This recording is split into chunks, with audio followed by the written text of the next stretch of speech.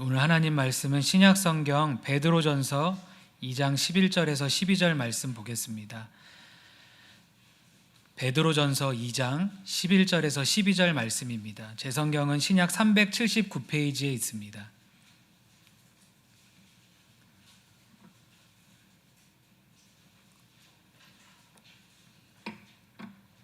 베드로전서 2장 11절에서 12절 말씀 우리 한 목소리로 함께 합독하시겠습니다. 시작. 사랑하는 자들아, 거류민과 나그네 같은 너희를 권하노니 영혼을 거슬러 싸우는 육체의 정욕을 제어하라. 너희가 이방인 중에서 행실을 선하게 가져 너희를 악행한다고 비방하는 자들로 하여금 너희 선한 일을 보고 오시는 날에 하나님께 영광을 돌리게 하려 함이라. 오늘 말씀의 제목은 성도는 이 땅에서 어떻게 살아야 하는가? 성도는 이 땅에서 어떻게 살아야 하는가? 말씀의 제목으로 같이 말씀을 보겠습니다. 이 앞장에 보면 베드로 사도는 성도란 누구인가, 성도의 정체성이 무엇인가에 대해서 말을 하고 있습니다. 성도는 하나님의 택하신 족속이요, 왕같은 제사장들이요, 거룩한 나라요, 그의 소유가 된 백성이 되었다고 말씀하십니다. 우리의 정체성이 바로 이런 정체성을 갖고 있다. 성도란 바로 이런 사람이다. 이렇게 말을 하고 있습니다. 하나님께서 우리를 이렇게 삼으신 이유는 우리를 어두운 데서 불러내신 그 하나님의 아름다운 덕을 선포하도록 하기 위한 것이라고 또한 말을 하고 있습니다. 즉 구원받고 변화된 성도의 삶을 통해서 세상에 하나님의 영광을 나타내는 것, 이것이 하나님께서 구원받은 성도에게 원하시는 삶이라는 것입니다. 그리고 우리가 읽은 이 11절부터는 그러면 그렇게 성도의 정체성이 이렇다고 말씀하셨는데 그런 성도가 그럼 이 땅에서 어떻게 살아야 하는지를 구체적으로 이제 말씀을 하십니다. 11절만 다시 한번 읽어보겠습니다. 시작. 사랑하는 자들아, 거류민과 나그네 같은 너희를 권하노니 영혼을 거슬러 싸우는 육체의 정욕을 제어하라. 이 땅에 사는 성도는 거류민과 나그네와 같다고 말씀하십니다. 거류민과 나그네가 어떤 사람이죠? 자기의 고향이 아닌 타국에 가서 잠시 동안 체류하는 사람입니다. 잠시 동안 여행하고 방문하는 사람이죠. 그래서 그가 있는 곳이 자기의 집이 아니고 돌아가야 될 집이 있는 사람이 바로 거류민과 나그네입니다. 성도가 바로 이 땅에 사는 동안은 거류민과 나그네와 같다는 거예요. 그래서 빌립보서 3장 20절 말씀처럼 그러나 우리의 시민권은 하늘에 있는지라 거기로부터 구원하는 자 곧 주 예수 그리스도를 기다리노니.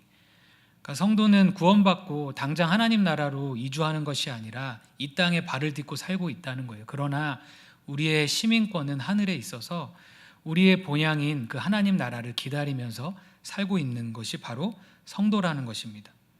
그렇기 때문에 우리가 살고 있는 이 세상은 우리의 영원한 거주지가 아니고 그렇기 때문에 우리가 이 땅에 모든 애착을 다 두고 살 수 없다는 거예요. 그래서 언제든지 성도는 이 땅에서 살다가 하나님께서 부르시면 또는 주님께서 재림하시면 하나님 나라로 이주해 가야 된다는 것을 기억하고 그 땅을, 그 영원한 본향을 사모하고 살아야 된다고 말씀하시는 것입니다. 이렇게 성도는 거류민과 나그네인데 베드로 사도가 이 성도에게 이렇게 권합니다. 사랑하는 자들아, 거류민과 나그네 같은 너희를 권하노니. 이 권한다는 게 강력하게 권한다 이런 뜻이거든요. 뭐라고 강력하게 권합니까? 영혼을 거슬러 싸우는 육체의 정욕을 제어해라 이렇게 권면을 합니다. 그래서 영혼을 거슬러 싸운다 할 때 이 싸우는이라는 단어가 계속적으로 싸움을 일으키다 이런 뜻입니다. 그러니까 우리 안에 있는 육체의 정욕이 있잖아요. 이 육체의 정욕, 갈라디아서 말씀에 나오는 육체의 소욕, 이 소욕이 계속해서 우리에게 부추긴다는 거예요. 이 땅에 사는 동안 그렇다는 것입니다. 그래서 이 육체의 정욕을 제어해야 된다고 말씀하고 있습니다. 제어한다는 단어도 그래서 계속해서 제어해라 이런 뜻입니다. 계속해서 거리를 둬야 된다 이런 뜻입니다. 그러니까 육체의 정욕, 구원받은 사람은 이 땅에 살지만 하나님 나라에 소망을 두고 사는 구원받은 백성인데 이 땅에 사는 사람들처럼 육체의 소욕대로 살면 안 된다는 거예요. 이 땅의 사람들이 생각하는 윤리 기준이 있고 이 땅에 사는 사람들이 사는 어떤 관습들이 있는데 우리는 그것을 보면서 이 땅에 살지만 그것을 그대로 따라 살면 안 되고 하나님 나라의 법인 성경 말씀을 알고 그 말씀의 법대로 이 땅에서 살아가야 된다는 거예요.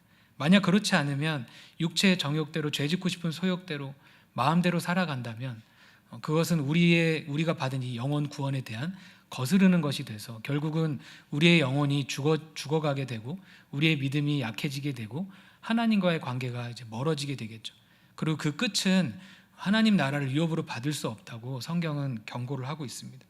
그래서 우리가 그냥 이렇게 한번 육체의 소욕대로 사는 게 뭐 어때라고 생각할 수 있지만 한 번의 그 육체의 정욕대로 사는 그 삶이 우리의 영혼을 계속해서 갉아먹고 있는 거예요. 우리만 인식을 못하는 거고 우리 주변에 있는 불신자들이 다 그렇게 살아가는데 우리도 좀 죄짓고 우리도 좀 성경이 말하는 그 간음의 기준은 너무 높아. 좀 세상 사람들처럼 편하게 그렇게 좀 살면 어때? 이러면서 막 그냥 살아갈 때 육체가 원하는 대로 살아갈 때 결국에는 우리의 영혼이 계속해서 죽어져 간다는 것입니다. 그리고 하나님 나라로 이주하게 될 때 그때가 됐을 때는 이 땅에 남아 있을 수밖에 없게 되는 이런 상황까지도 갈 수 있다는 거예요. 육체의 정욕이 바로 그렇다는 것입니다. 그렇기 때문에 우리는 계속적으로 우리에게 육체의 정욕을 일으키는 우리의 육체가 예수님께서 오실 때 부활하기 전까지는 육체의 소욕을 우리가 떠날 수가 없잖아요. 그렇지만 갈라디아서 5장 16절 말씀처럼 우리가 성령님의 인도함을 받으면 육체의 소욕을 우리가 대적할 수 있다고 말씀하시잖아요. 그렇기 때문에 구원받은 성도는 이 땅에서 어떻게 살아가야 하냐면 날마다 성령의 인도함을 받아서 육체의 정욕을 제어하는 삶을 살아야 합니다. 이 땅에 사는 사람들처럼 육체가 원하는 대로 살아서는 안 되는 것입니다. 그래서 요한일서 2장 17절에도 이렇게 말씀하십니다. 이 세상도 그 정욕도 지나가되 오직 하나님의 뜻을 행하는 자는 영원히 거하느니라. 진짜 본향인 그 영원한 하나님 나라에 거하기 위해서는 이 세상을 살아가거나 정욕대로 살아서는 안 된다는 거예요. 그래서 날마다 성령 충만을 받으시고 날마다 성령의 충만함으로 죄와 싸워서 이기시는 성도님들이 되시기를 바랍니다. 이렇게 우리가 육체의 정욕을 제어하는 이 삶을 살다 보면 이런 삶은 자연스럽게 다른 사람들에게 이제 거룩한 삶의 그 빛과 소금의 역할로 나가게 되고 하나님께 영광을 돌리는 삶으로 가게 됩니다. 12절 말씀 같이 한번 읽어보겠습니다. 12절입니다. 시작. 너희가 이방인 중에서 행실을 선하게 가져 너희를 악행한다고 비방하는 자들로 하여금 너희 선한 일을 보고 오시는 날에 하나님께 영광을 돌리게 하려 함이라. 그러니까 이 땅에 사는 성도는 자신이 나그네임을 알고 육체의 정욕을 제어하는 삶을 살아야 하고요. 또 어떤 삶을 살아야 되냐면 이방인 중에서 행실을 선하게 가져야 된다고 성경이 말씀하고 있습니다. 왜냐하면 당시에 성도들을 악행한다고 비방하는 사람들이 있었기 때문입니다. 당시에 성도들, 그 초대교회 성도들이 핍박을 피해서 흩어져서 여러 지역에서 살고 있잖아요. 그런데 그 흩어져서 살고 있을 때 거기에 있었던 사람들이 주로 이제 로마 그 다 영역 안에 있었잖아요. 그런 사람들이 성도들을 보면서 기독교인들은 악행에 이런 비방을 했다고 합니다. 그래서 역사적인 자료들을 이렇게 학자들의 역사적인 자료를 찾아보면 당시 성도들을 여기서 이방인들이 할 때 이방인이 불신자거든요. 불신자들이 이방인들인데 그 불신자가 성도들을 뭐라고 악행했는지를 자료를 찾아보면 이렇게 악행했다고 비방했다고 합니다. 성도들은 가이사 당시의 그 황제의 명을 거역하고 황제에게 도전한다. 성도들은 선동적이다. 사회적 혼란을 야기한다. 이방인을 무시한다. 부도덕한 행위를 한다. 가족관계를 파괴한다. 노예로 하여금 주인에게 반항케 한다. 이런 비판들을 실제로 받았다고 역사학자들이 기록을 하고 있어요. 그러니까 성도들은 예수님만 주인으로 섬기다 보니까 황제 숭배를 거부할 수밖에 없었잖아요. 그렇다 보니까 사람들이 볼 때 저 사람은 황제를 거역하고 황제에게 반역하는 사람들이야. 그리고 불신자들이 사는 어떤 사회 관습과는 다른, 또 신전 제사에도 참여하지 않고 어떤 삶의 어떤 부분들에 있어서 음란이라든가 여러 부분에 있어서 이제 다른 삶을 살다 보니까 이런 오해 아닌 오해들도 많이 받게 됐다는 거예요. 그래서 성도들은 사회 질서를 해치는 위험한 자들로 이렇게 낙인이 찍혀 있었습니다.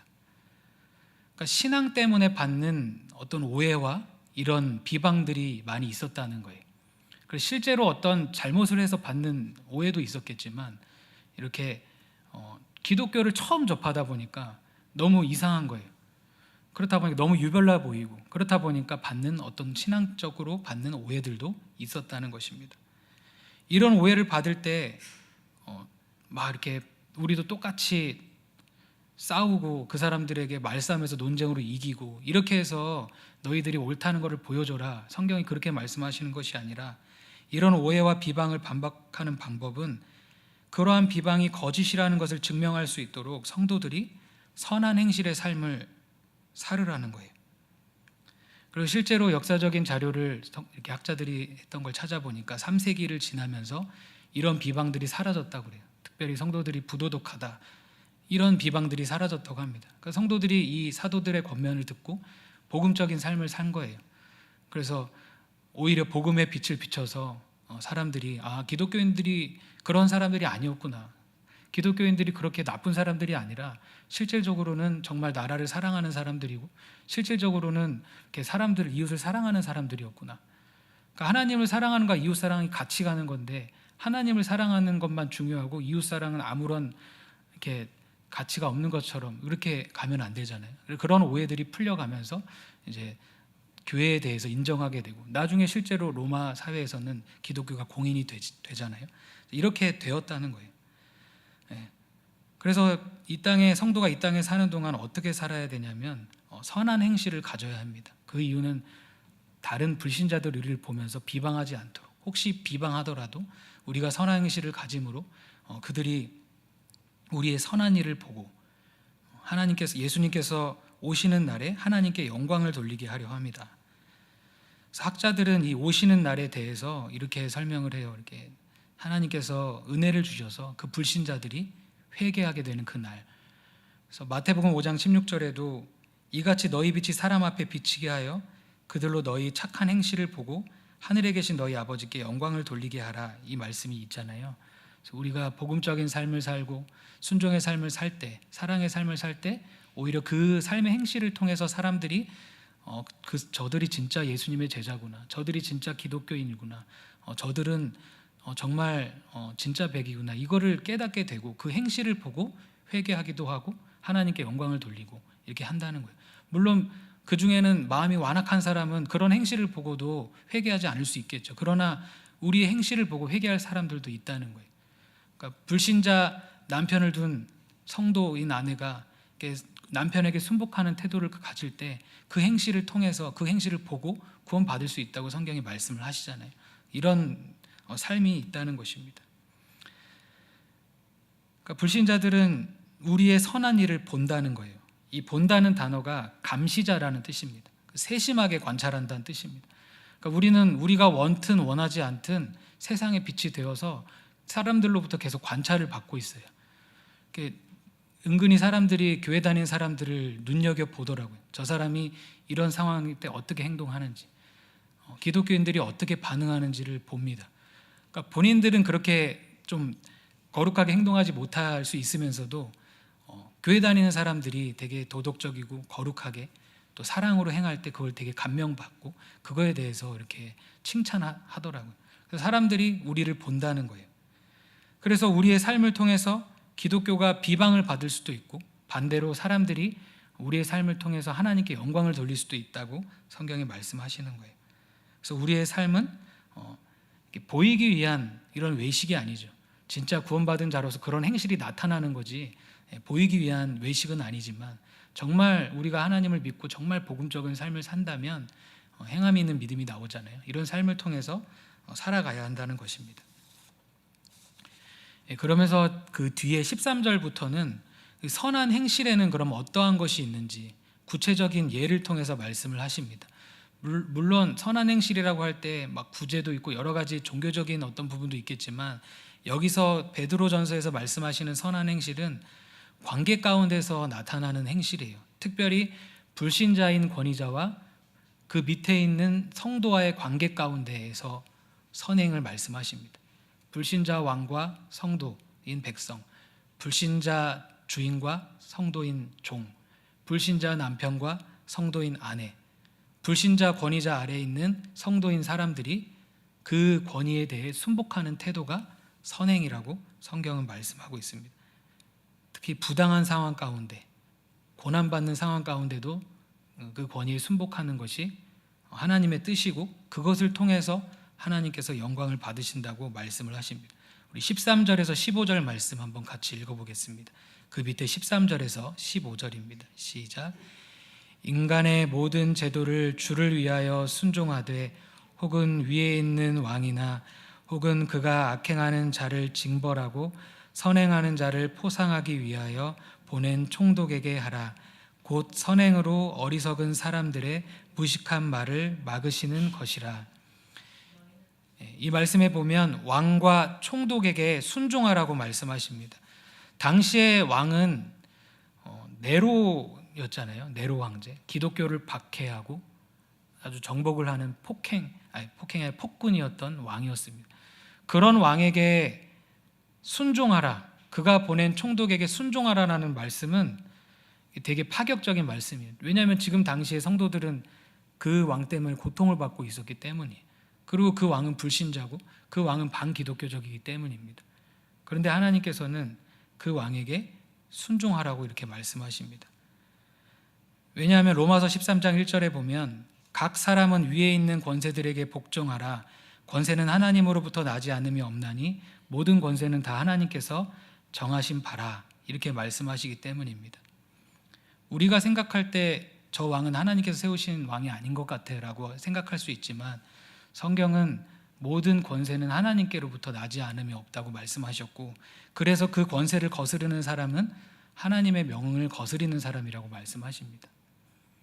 그러니까 왕이 불신자든 또 기독교를 박해하는 왕이든, 지금 대한민국을 상황으로 생각해 보면 대통령이 내가 지지하는 대통령이든 지지하지 않는 대통령이든 하나님께서 세우셨다는 것을 믿어야 된다는 거예요. 이 말씀이 내 삶에 믿어지지 않으면 이제 그 다음에 요구하시는 말씀들이 순종이 안 되는 거예요. 왕을 존경하라고, 그런 왕을 내가 존중하고 그에게 순복하라고 이 말씀이 되지 않습니다. 그러니까 우리는 믿기 어려운 말씀도, 받아들이기 어려운 말씀도 하나님의 말씀임을 알고 이제 받아들여야 되는 것 같습니다. 그래서 모든 권세는 다 하나님으로부터 났다는 거예요. 그렇기 때문에 네로라 할지라도 순복하라는 거예요. 베드로의 마음도 오죽했겠습니까? 직접적인 고난을 받았고 직접적인 고통을 받은 사람이잖아요. 그런데 하나님의 뜻을 알았고 예수님께서 이 땅에 사는 동안 어떻게 행동하셨는지를 보고 양육을 받았잖아요. 하나님의 방법은, 하나님의 나라는 반대편을 다 죽여서 세우는 나라가 아니라 반대편도 구원해야 되는 거구나. 하나님은 좌우를 다 구원하는 사람이구나. 하나님의 나라는 그렇게 오는 거지, 우리가 혁명가가 돼서 선동을 해서 나와 다른 사람들, 성경과 다른 사람들을 다 죽여서 세우는 나라가 아니구나. 이거를 베드로가 알았잖아요. 그래서 베드로가 그렇게 말을 하고 있는 것입니다. 여기서 순종하라는 단어가 자발적이고 의지적인 복종을 뜻하는 단어예요. 그래서 내가 이렇게 마지못해 하는 순종이 아니라 정말 왕을 존경해야만 나오는, 하나님의 권위를 인정해야만 나오는 순종입니다. 물론 하나님께 순종하라 하는 그 단어와는 다른 단어입니다. 하나님께 순종하라는 단어는 아주 헌신적인 단어예요. 거긴 이유가 있을 수 없는 그런 순종의 단어지만, 여기서 순종이라는 단어는 좀 더 제한적인 헌신을 뜻하는 단어입니다. 그래서 그것을 우리는 공경이라고 말을 하고 순복이라는 말을 합니다. 그래서 하나님의 뜻과 정면으로 대치되는, 나를 숭배해, 우상 숭배해 라는 말은 성도들이 순종할 수 없었어요. 그러나 그 나머지 것들은 왕이 나쁘다고 해서, 내가 지지하지 않는다고 해서 순종하지 않으면 안 된다는 거예요. 그래서 하나님의 뜻과 정면으로 대치되는 것은 순종할 수 없지만 순복해야 되죠. 공손하게 나긋하게 반응해야 되지만, 그 나머지 것들은 내가 동의하든 동의하지 않든 우리가 사는 이 사회의 법과 제도에 준법적으로 살아가야 된다는 거예요. 왕을 존중해야 되고 지도자들을 존중해야 된다는 것입니다. 왜냐하면 이런 선한 행실을 통해서 이렇게 국가의 권위자를 인정하고 하나님께서 세운 지도자에 공경하고 존중하고 순종하고 그가 보낸 총독들, 그가 세운 제도들에 대해서 가급적 순종하는 이 태도를 통해서 어리석은 사람들의 무식한 말을 막을 수 있기 때문이라는 거예요. 어리석은 사람들의 무식한 말은 불신자들이 성도를 비방하는 말을 뜻해요. 불신자들이 볼 때 왜 교회 다니는 사람들은 이렇게 법을 안 지켜? 왜 교회 다니는 사람들은 왜 이렇게 뭐를 다 마음에 안 든다고 하고, 왜 교회 다니는 사람들이 이렇게 대통령을 욕하고 비방해? 왜 교회 다니는 사람들이 더 그렇게 법을 무시하고 막 그러냐? 이런 비방을 들을 수 있잖아요. 우리가 함부로 살아가면. 그런 비방을 받으면 나 스스로는 나는 이게 하나님을 위한 거야 라고 말할 수 있지만 전도의 문이 막히고 사람들이 볼 때 기독교를 괜히 오해할 수 있게 만든다는 거예요. 그러니까 무조건 무분별적으로 다 받아들이라는 게 아니죠. 우리는 분별적으로 세상을 바라보고 대통령도 분별할 수 있고 법도 분별할 수 있습니다. 그런 거를 말씀드리는 게 아니라 분별력이 있지만 기본적으로 우리는 마음이 왕을 존대하고 한 나라의 법과 제도를 잘 지켜야 된다는 거예요. 그게 하나님의 뜻이라는 거예요.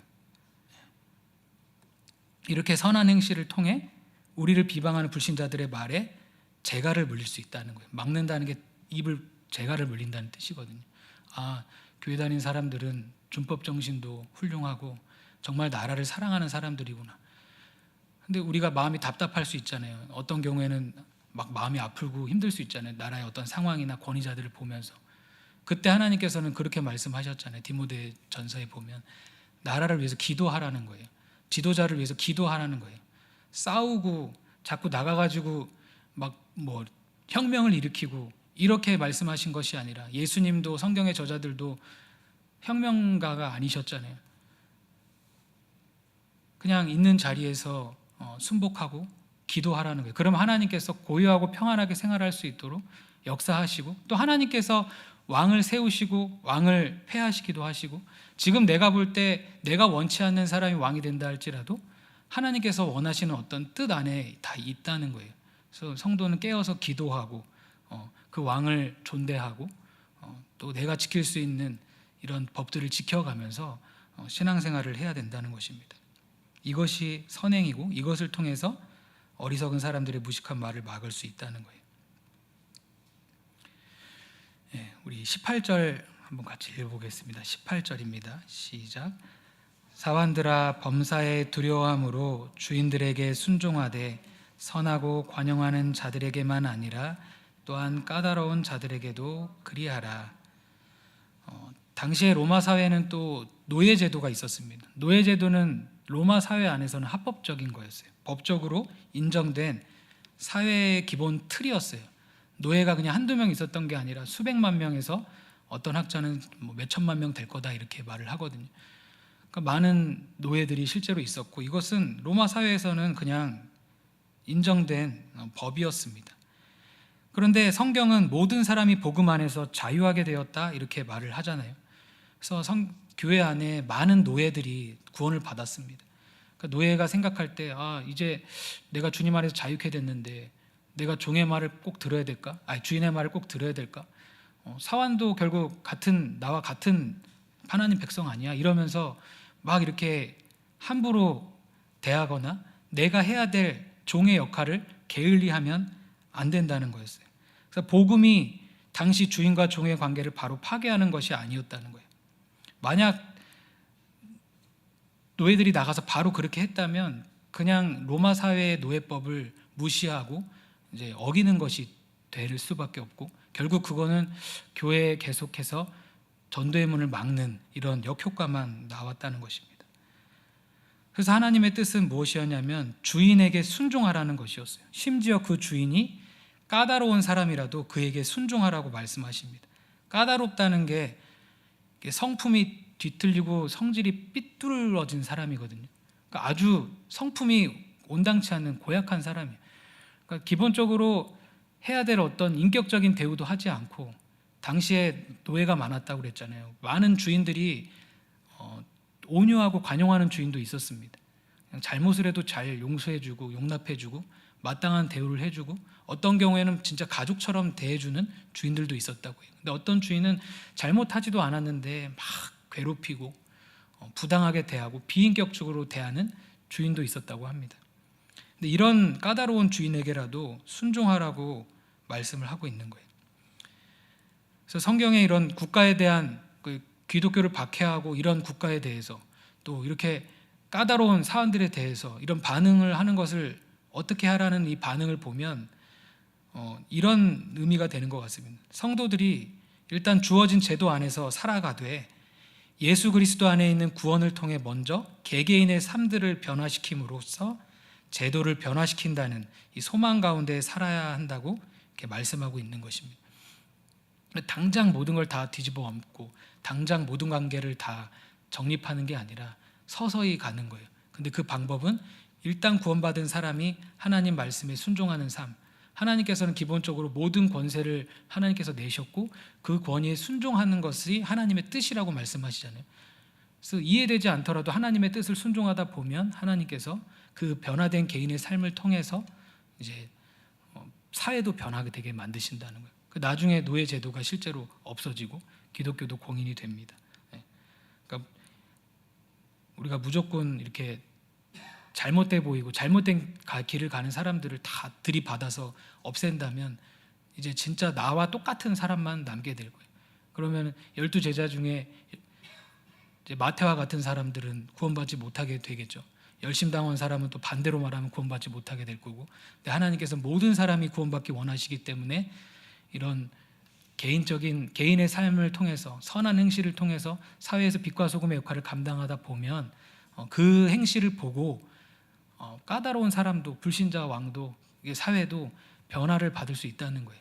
그래서 우리가 소망하는 것은 하나님께서 그들을 변화시키기를 소망하는 거지, 우리가 막 이렇게 권면하고 우리가 설득하고 우리가 싸운다고 변화가 되는 게 아니라 하나님께서 그들에게 은혜를 주시면 그들도 변화가 될 수 있다는 것입니다. 그래서 학자들은 이 사왕과 종의 관계를 이렇게 설명을 해요. 넓게는 오늘날의 상황과 연관하여 고용주에 대한 피고용인의 자세에 대한 교훈으로 볼 수도 있을 것이다. 까다로운 고용인에게 순종하라는 것은 아첨하거나 비굴하게 굴라는 것이 아니다. 1차적으로는 원만한 인간관계를, 그리고 궁극적으로는 그러한 순종을 통해 고용인이 하나님께 영광을 돌리도록 하기 위하여 순종하라는 것이다. 이렇게 말합니다. 그러니까 우리가 직장 생활과 똑같다 할 수 없죠. 거기는 노예가 법적으로 아예 이렇게 말을 안 들을 수도 없으니까 그렇게 똑같을 수는 없지만, 기본적으로 하나님께서 사회 질서 안에서, 아까 사회 안에서도 순종해야 된다고 그랬잖아요. 사회에 나가서 회사에도 엄연히 질서가 있고 이제 직급이 있다 보니까 그런 상황 가운데서도 그리스도인들이 나가서 선행하라는 거예요. 순복하고 부당하게 어떤 고난을 당할 때라도 하나님을 생각함으로, 하나님을 두려워함으로, 이 모든 것을 하나님께서 알고 계시고 하나님께서 선하게 판단해 주실 거야, 하나님께서 심판하실 거야, 이런 모든 하나님을 생각함으로 고난을 참으면 그게 아름답다고 성경에 말씀하시고, 그것이 우리를 부르신 목적이라고 또 말씀하시고, 예수님이 그 길을 가셨다고 말씀하세요. 그래서 성도님들 삶을 살다 보면 이렇게 애매하게 고난을 받을 때도 있습니다. 나는 복음대로 살는데 오해를 받고 비난받을 때 있습니다. 그때 우리가 하나님을 믿음으로, 하나님을 인식함으로 그냥 계속해서 선을 행하고 계속해서 나에게 주신 그 권위 아래서 순종하는, 순복하는 태도를 취하면 언젠가 하나님께서 그것을 통해서 역사하시고, 또 그것을 보는 불신자들이 그것을 보고 깨닫는 사람들이 분명히 나타날 거예요.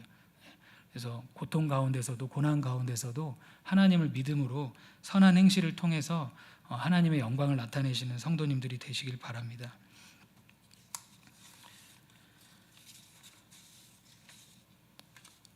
이 시간 우리 이렇게 한번 기도하겠습니다. 이 땅에서 우리가 나그네임을 기억하고 날마다 성령의 인도함을 받아 내 영혼을 거스르는 육체의 정욕을 절제하게 해달라고, 또 이 땅에서 살아갈 때 하나님께서 세우신 권위에 순복하는 선한 행실을 가짐으로 불신자들의 잘못된 오해와 비방을 막고 그들로 하나님의 영광을 보도록 이런 빛과 소금의 역할을 잘 감당하게 해달라고, 우리 젊은 학생들, 어린 학생들도 학교에 가면은 공무원인 선생님들이 계시잖아요. 그래서 선생님의 말씀을 잘 듣고 순복하고 학교에서 하라는 대로 잘 따라주는 게 선한 행실입니다. 그런 행실을 통해서 불신자들이 이제 감명을 받고 전도할 때 구원받게 될 거예요. 우리 말씀을 붙잡고 주여 주여 3번 부르짖고 합심해서 기도하겠습니다. 주여 주여